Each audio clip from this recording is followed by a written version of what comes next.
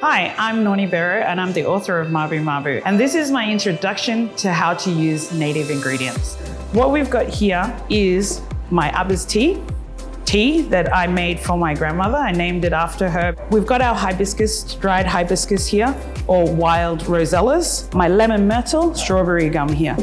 And then the cinnamon myrtle. The sugary sweetness comes from it, so you don't have to add sugar. For me, lemon myrtle is a two-way thing. Not only can you make it in the teas that we're doing, but you can also have it in the savories as well. So when you're making those green curries, lemon myrtle in there gives a better tang. A little goes a long way in the flavor profile of all these natives that we use. Now, the main thing that you should know about natives is that it is out there and it is available. You just gotta go down and ask for it. So ask your local grocers, ask them to go get it, because it is at market and they can find anything.